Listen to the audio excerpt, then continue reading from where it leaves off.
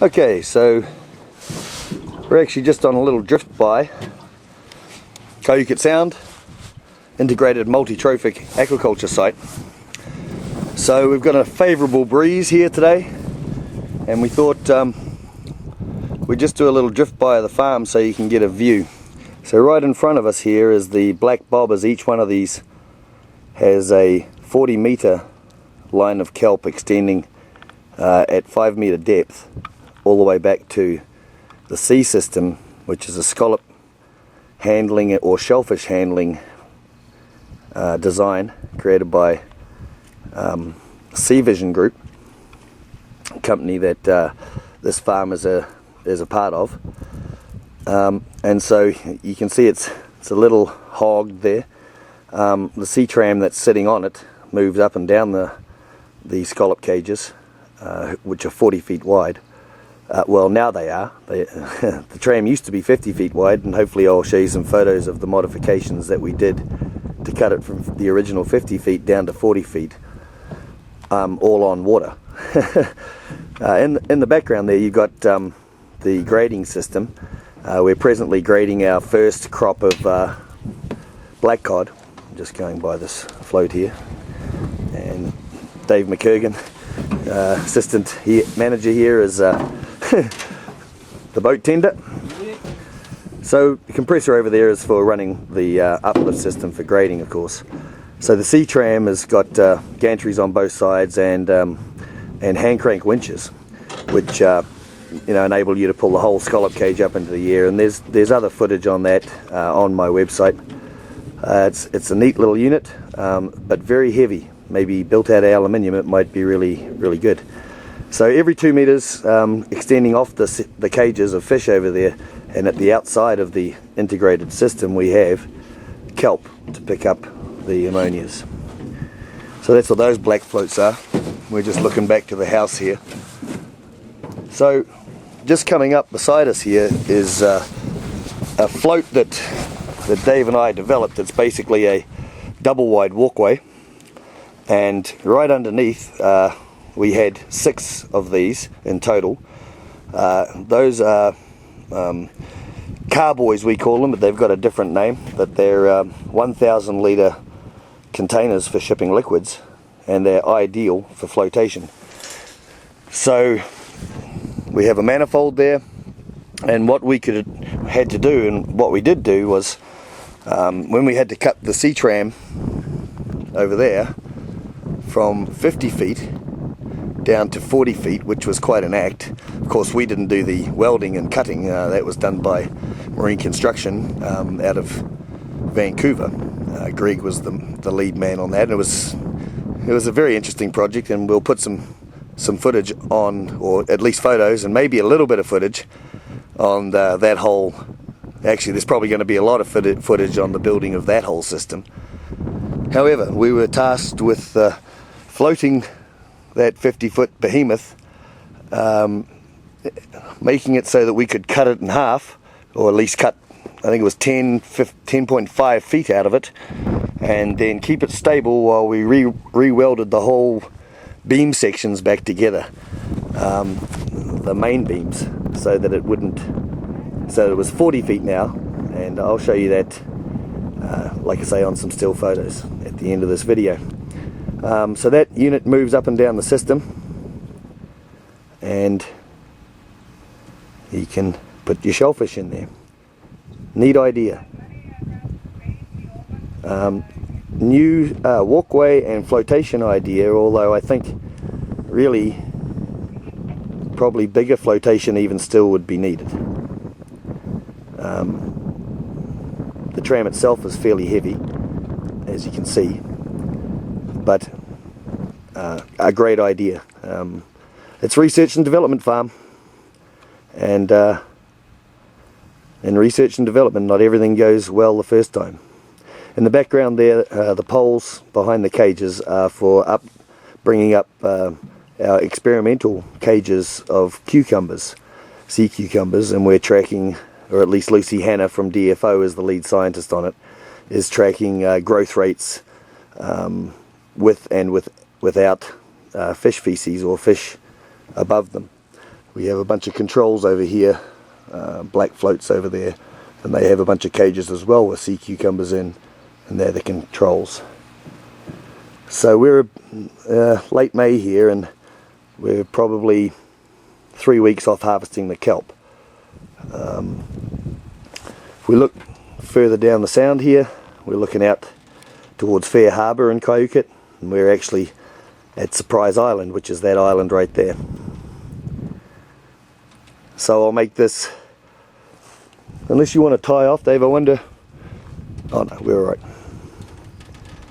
So over here we've got a bit of a junk pile. It's been here for the whole time we've been here, and over there is actually the remnants of the closed contained bag system project that was done in 2002 with Marine Harvest, and I was the manager for that one. So this is a pretty neat concept. Integrated multi-trophic aquaculture, west coast of Canada, BC, Surprise Island. Concept is Steve Cross's, and the vision's been put in the water here by this guy, Dave McKergan, and me. Oh, yeah. We currently have 6 full pens of fish over there, 2 year classes of black cod, and we're harvesting pretty much every 2 weeks now. So I'll add a few still photos and probably some more video on the whole setup of the scallop system, which will include our floating dock. Adios. Okay. Alright, I'm here again at Surprise Island, our IMTA project that's been ongoing. This part of it, we're going to have a look at our sea cucumbers. We feed our fish, the heavy fallout goes straight through the bottom and gets picked up by the cucumbers that we have in cages below. And what we're going to do now is have a look at them. Down this line, straight down, is attached to an end of a long rail structure that holds various cages for test groups. Along that line to the other side is another rope hanging down there in red. Yep, I'll zoom in on the red rope. Yeah. The actual rope for this pen is on the other side of the walkway, and that red one crisscrosses. Yeah, that's right. Cages. That one's on the next set of cages. Right. And then from there, what we're going to do now is pull it out. But we have to swing it out from underneath the cage. What was that? We have to swing the cage out because it's suspended underneath at this point. Now we have to, in order to raise it, we'll be swinging it out to the outside edge. Right, so we're going, the cage is suspended underneath my feet, but when we pull it up, it's going to swing out, not get hooked up with the cage and then come up. How do you do that? Through this system here, the cages are 50 foot deep. They have anchors hanging below that on the corners, hanging down. So these cages are suspended well enough below that. They're hanging extra deep on those lines. This line, so there's about, what, 15 feet below the net bottom and where the cages actually come to when they swing down. Right. Yeah. And then this line here is also attached to the cage. It goes down, but it's been sitting slack. We just have it prepped, ready to pull. But in its slack, it just hangs down. All the pressure is taken by that far rope, but this is connected in order to come up here through the blocks. And with this, we have 2 lines, one on each end, to pull up the cage simultaneously so it comes up nice and level. You don't get this going on. And we can use the muscle from our hydraulic system on the boat, use a winch. From there, we're connecting them at an even point at both points to a pull line that runs the length of the system, goes down there past 75 feet, and connects up with the winch at the boat through a block. Okay, so each side of the tray is attached to one of these lines. So when you start pulling that, it makes the tray swing out because it takes the pressure of the tray from 70 foot and starts bringing it away from underneath the cage. Right. When we start pulling up on this line, it's on an angle down to the tray. And as we pull up, the tray will come take the tension and swing out so it's straight down. We'll across the front of the net on the outside of this walkway distance, and from there it'll come straight up the outside edge, Right, creating slack on the back line that has its pressure now. right. So it's kind of plug and play really. Once you get it set up with your pulling lines, it'll come up level, Right. hopefully come up level, or it should do, because both pulling lines are set to the same distance above the cage as to when they come through these blocks here, down through a block just to stabilize its motion. And so both pulling lines are tied onto our one pulling line, which goes all the way back to our boat down there that has a capstan winch on it.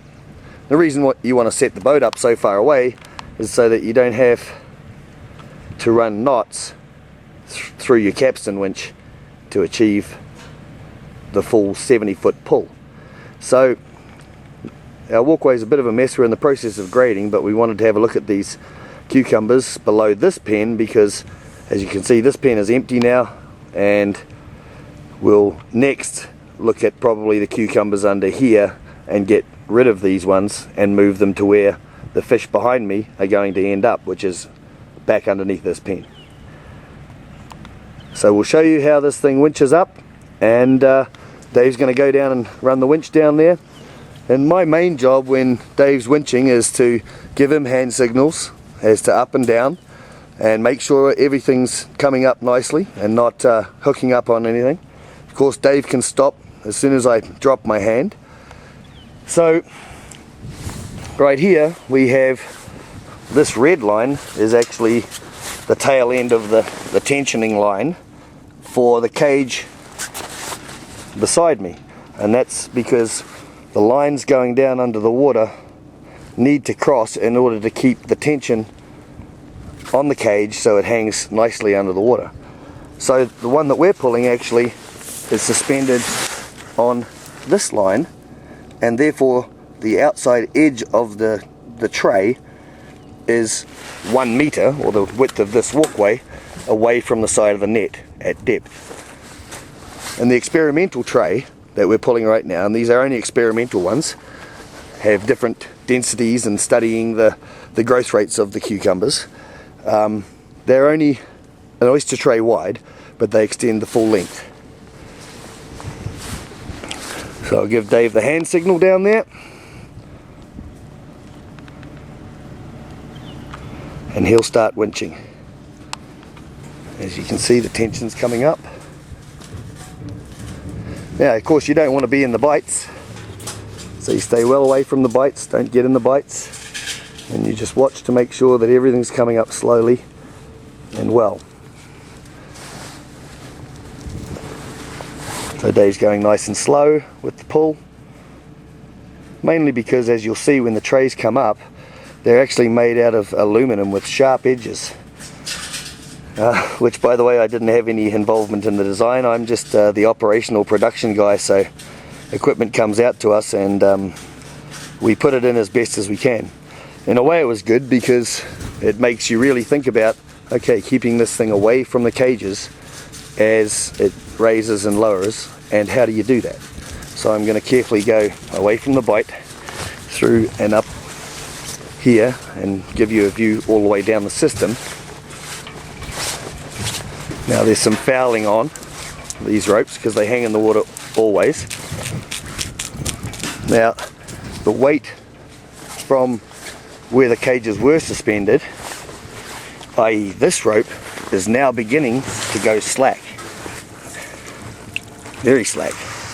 Because the weight is actually transferred from this rope onto the pulling rope now, and so the cage is effectively out and away from the side of the pen and coming up slowly.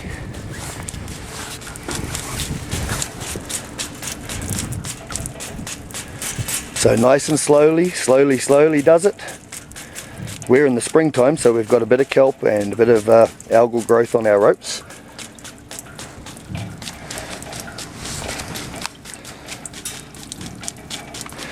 The trickiest part of this operation really is getting the cage to the surface, and then once you get it to the surface, hold everything on the winch, and then we've got these little hand crank winches right here, and we hook the hooks on from those and take the pressure off the whole roping system here, and winch the cages up so that we can have a look at the cucumbers. So right now we're about 50 feet up, as we started right here, and our knot is 50 feet away down the walkway. So we're 50 feet up. So we've got about 20 feet to go. And I've got about 1 minute or so left on the camera here before I can't upload it to YouTube. So it's coming up. As yet you can't quite see the tray.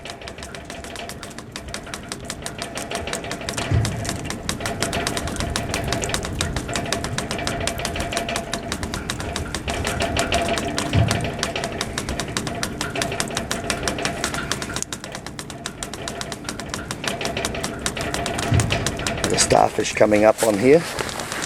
I don't want him to get crushed, so I'll just knock him off. Beautiful little creature.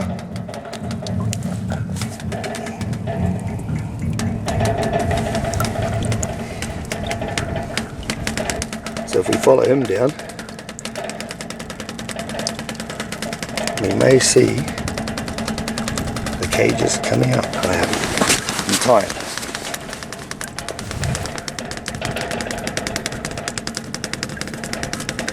Okay, I'm going to stop